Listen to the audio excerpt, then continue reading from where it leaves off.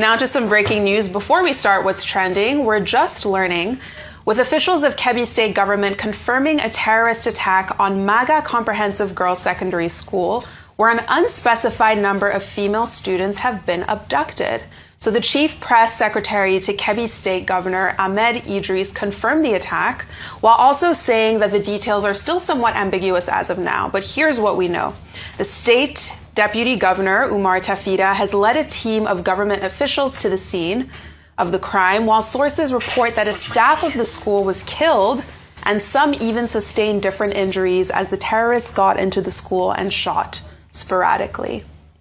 So we'll definitely follow that story. Speaking of security or insecurity, let's head over to Katsina State now, where shocking new footage appears to show a number of armed bandits on motorcycles and bicycles storming the Kankia local government area of the state.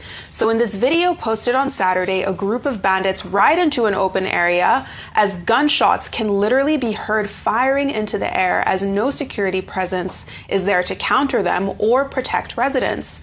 Let's take a look at the video, then discuss it.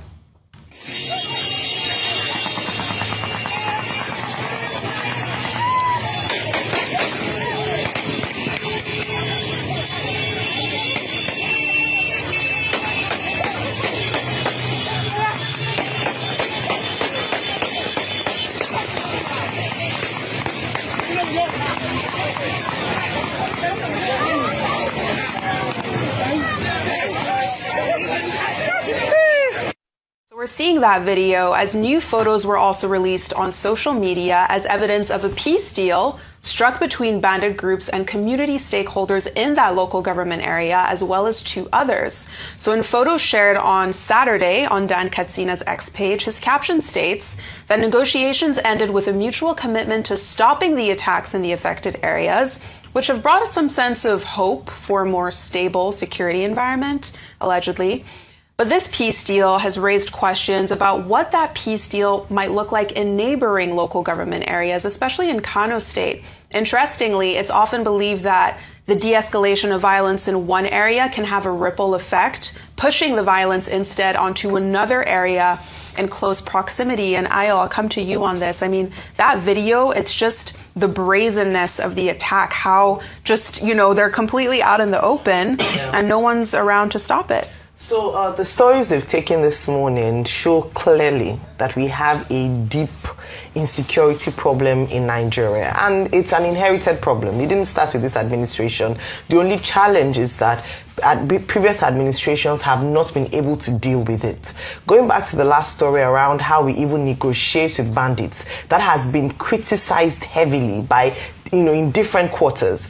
If you're talking about, you say, well, we negotiated with, or we gave amnesty to people like Niger Delta militants and all that. These people had an ideology. There was a cause for their violence. What is the ideology of the bandits? That they are criminals? Very soon we'll be negotiating with kidnappers and thieves. We'll be asking them to come to a round table to let us talk as to how we can appease them so that they don't steal our look at the brazenness of their attack and the fact that they have no respect for security operatives. So it's either one, the security operatives at this point can be accused of being in collusion with them, whereby they are aware or they are compromised, because there's no way that we have security apparatus in Nigeria and this brazen show in broad daylight is happening. So it's either one, we begin to interrogate whether or not the security operatives have been compromised. The second part of it is that we are just unable to, we don't have capacity for this. And that's why some Nigerians are saying, let the US come. Because if we've not been able to deal with this problem for so long, then maybe we need external help from people who have capacity to help us. But at the crux of it is the fact that we need to deal with this incessant insecurity that's plaguing across all Nigeria. And I want to speak about the Kebbi girls.